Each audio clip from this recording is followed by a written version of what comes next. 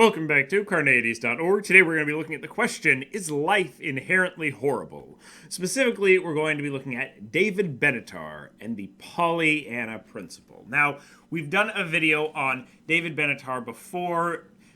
It was more general on the view of antinatalism, of which David Benatar is one of the prime promoters and top defenders. Check out that video if you haven't.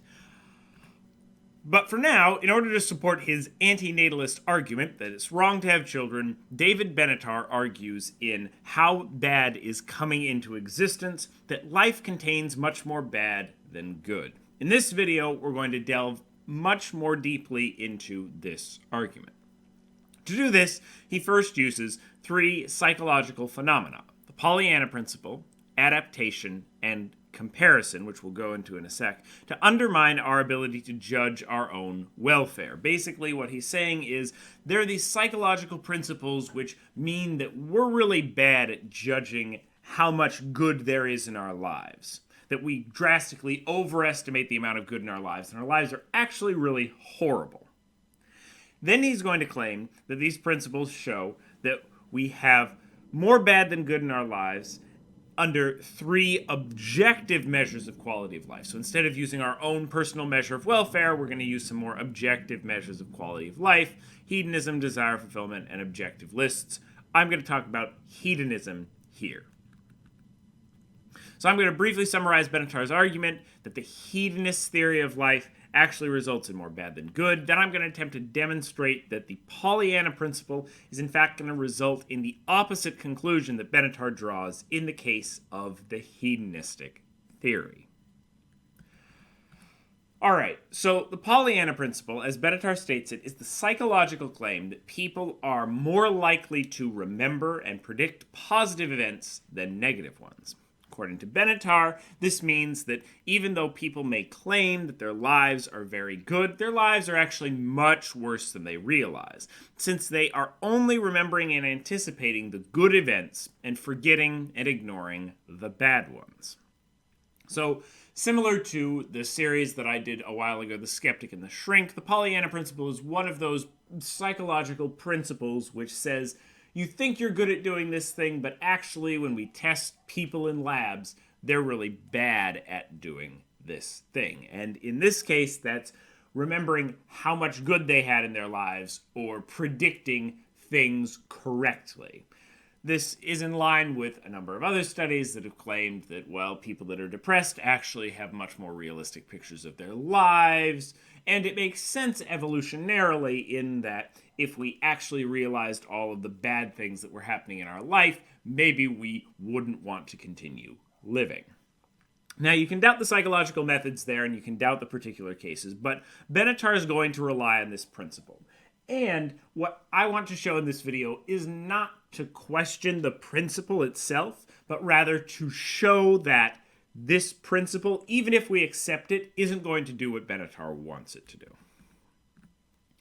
Another psychological principle that he uses is adaptation. So basically, according to Benatar, this is the propensity to raise or lower one's expectations to match a change in overall happiness.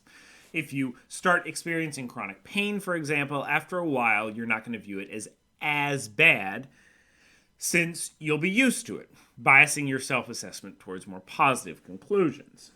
But Benatar will note that this will both overestimate and underestimate one's well-being, because as much as I might get used to waking up every day with back pain, I can also get used to waking up every day to a giant mansion or a butler to serve me. And so, therefore, underestimating how good my life actually is. What he's going to do, though, to show that this is actually going to just overestimate the good, is he's going to claim that because of the Pollyanna Principle, that we're going to remember the good more than the bad, and we're going to predict the good more than the bad situations are going to be much more downplayed, and the good ones are going to be much more upplayed because of this principle. So this principle is basically amplifying what's happening in the Pollyanna Principle. But it's important to note, we're still relying on the Pollyanna Principle. So if that principle fails, so will this one. Comparison. Now, Benatar also claims that the self-assessment of our quality of life suffers from comparing our lives to the lives of others, and not to an objective standard. In doing so, we don't recognize suffering that everyone experiences. So, if everyone is hungry 4 times a day, or feels very exhausted after being awake for 16 hours, then even if that's a pain or that's an amount of suffering, we're not going to consider it as bad as it is because everyone else experiences it too, so we think we might as well not complain. But, as with adaptation, Benatar notes that comparison can work in both ways. You can just as easily not recognize goods that everyone experiences. You can maybe not notice the fact that you live in a beautiful place because it seems like everyone else does, or that you have something like electricity or running water because that's what you've experienced your whole life and everyone else does. You don't realize how good you have it. But once again, due to the Pollyanna Principle, he claims that we'll be more likely to overestimate the good in our lives. Note that while he lists 3 principles, they all hinge on the effectiveness of the Pollyanna Principle. So if we can show that that principle can be turned on its head, then Benatar's argument here is going to completely fall apart.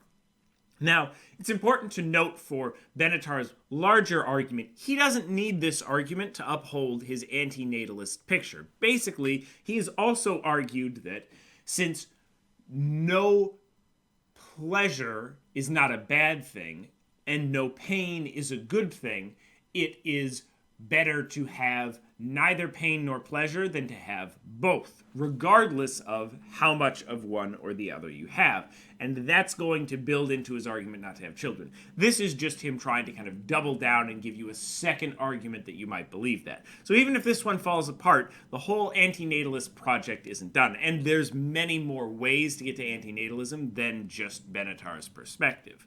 But this is still a powerful and convincing one, because if people do come to believe that there is more pain than pleasure in life, then they have a bit of a problem.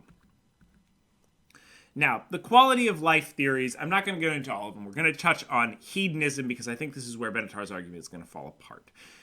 He examines hedonism, and that's basically the claim that the quality of life you have is based on the number of positive, negative, and neutral mental states experienced. He further divides positive mental states into relief pleasures, like that of eating when one is hungry or sleeping when one is tired, and intrinsic pleasures such as sensations or emotions. Now, Benatar makes the point that for every relief pleasure, we must experience a negative mental state of being hungry, thirsty, or tired, often for quite some time before fulfilling it. If I eat as soon as I'm hungry constantly, then maybe I'll experience as much relief pleasure as I experience the pain of being hungry. But most people don't do that. Most people at least have to go for a while being hungry, or having to go to the bathroom, or being tired and wanting to sleep.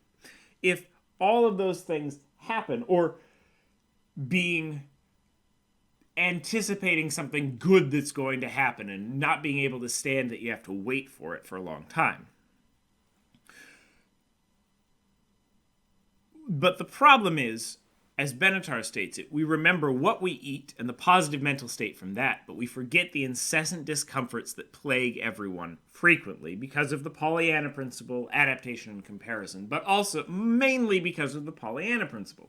I forget those 2 hours that I was hungry before I ate that delicious bowl of soup because I am only remembering the positive thing. I'm not remembering all the negative that came before it, and therefore biasing my view of life towards more positive when in fact most of the events were pretty negative.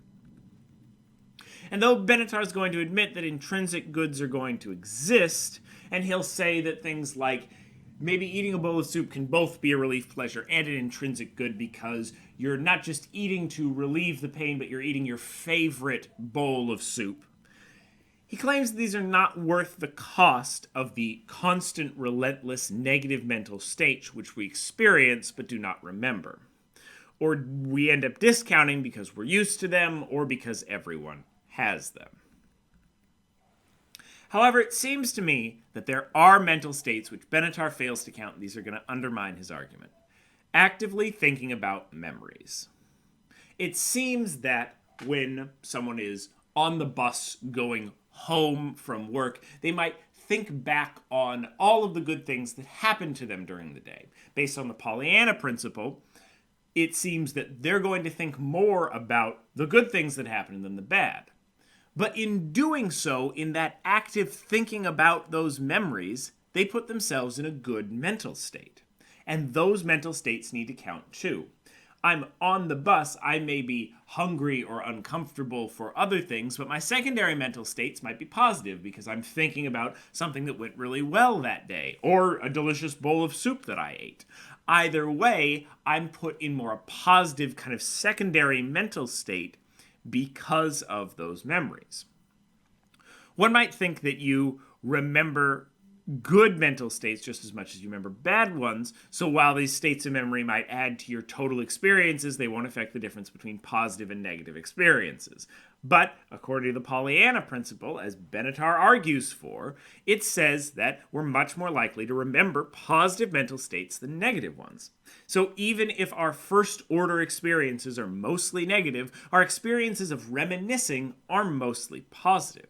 The same is going to apply, once again, according to Benatar's own principle, to our anticipation of future events.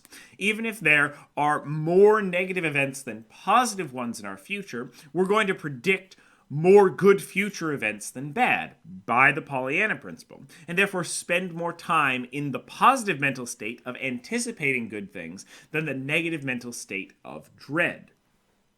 In this way, I think that Benatar's argument can work against itself in another way. So when you're thinking about, ooh, I'm really hungry, I'm imagining this hamburger that I'm going to go out and eat for lunch. You can think of it in terms of the negative mental state of, oh, I'm so hungry, I'm so unhappy about this. But you can also think of it in terms of the anticipation of the positive thing happening in the future. I can think, oh, that hamburger is going to be so delicious. Imagine eating it. Imagine how good it's going to taste. All of those sensations, you can imagine them and you can anticipate them. And because we spend so much time anticipating good things, that actually is itself going to count as a positive mental state. Me sitting around and anticipating a sensation or a pleasure is a positive mental state just as much as me sitting on the bus going home remembering something positive that happened. So we can think about this in terms of a timeline. So this timeline is going to try to demonstrate exactly how this is going to be problematic for Benatar. Even we can see that there are more bad primary experiences than good ones by the Pollyanna Principle. There also must be more positive memories and more positive moments of anticipation than bad ones. So we have B1 being a bad event, but we have a prediction of a good event. So while your first level mental state might be bad, your secondary mental state is good.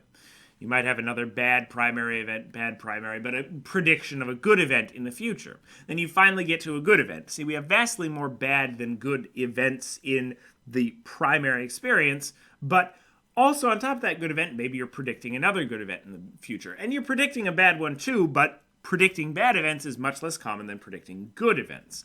Hopefully you get the picture here. We also have memories of previous good events that are piling on top of these. So as you build it out, you'll see that especially the more good events you have in your life, those are going to compound consistently because you'll forget the bad events more and remember the good ones more. So even though if you only were to look at those primary initial experiences, you would say, wow, there's a lot more bad than good in life. If you look at those secondary memories and anticipations, you'll think at least that there's some balance or thereabout even, if not that there's more good than bad. It seems that we're going to end up with many more positive mental states despite having fewer actual positive experiences. The point here is that those positive mental states of memory count towards the goodness or badness of life as well. Now, this seems to map onto our experiences. We retell stories of good experiences over and over again, creating new positive experiences. In fact, To build on this, moments which might have been negative at the time because they were embarrassing can in fact often become happy memories that we look fondly back on. Psychologists that study trauma say that talking about, writing about, and remembering bad memories can actually be healthy and lead to those memories becoming more positive. Just as Benatar does say that there are certain experiences that you can't come back from that are so bad no amount of good in your life could balance them out.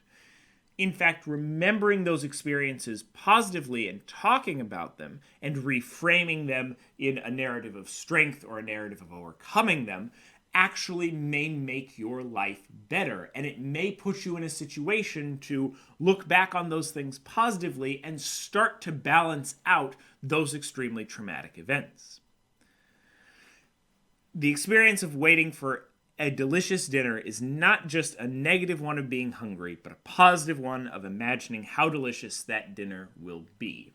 And the experience of remembering a horribly traumatic event in your life can be equally as traumatic, but it also can be a positive way for you to reframe that experience such that it becomes a positive or at least more positive memory. Therefore, the very principle that Benatar uses to lead us to question our judgment of well-being actually shows us that we have more positive experiences than Benatar would have us believe, since the experience of remembering or anticipating a positive event in our lives is itself a positive experience. Even if we grant Benatar that our first-order experiences may be overwhelmingly negative, our second-order experiences are overwhelmingly positive. In order to deny this, Benatar must question the very principle on which his argument rests. Now, you might say that maybe they balance out, or maybe the Pollyanna Principle isn't as strong as we think that it is, or perhaps that maybe I would get some amount of bad by anticipating a delicious hamburger and then going and finding the store closed and therefore not being able to get my hamburger. But this is going to be just as much a problem for Benatar as anything else, because those moments of anticipation are still going to count in our total amount of good, even if I don't get the good thing at the end. In the same way that those moments of dread that Benatar would have us think are bad in the beginning still count, even if it turns out fine in the end. So any argument against the Pollyanna Principle is going to doubly work against Benatar and leave us back in our original situation. What do you think?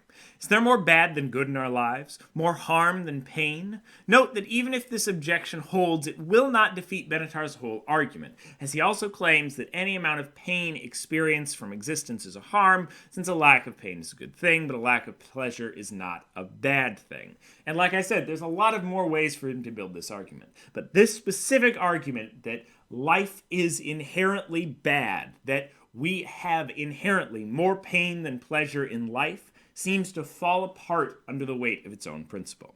What do you think? Leave your responses in the comments below. Watch this video and more here at Carneades.org, and stay skeptical, everybody.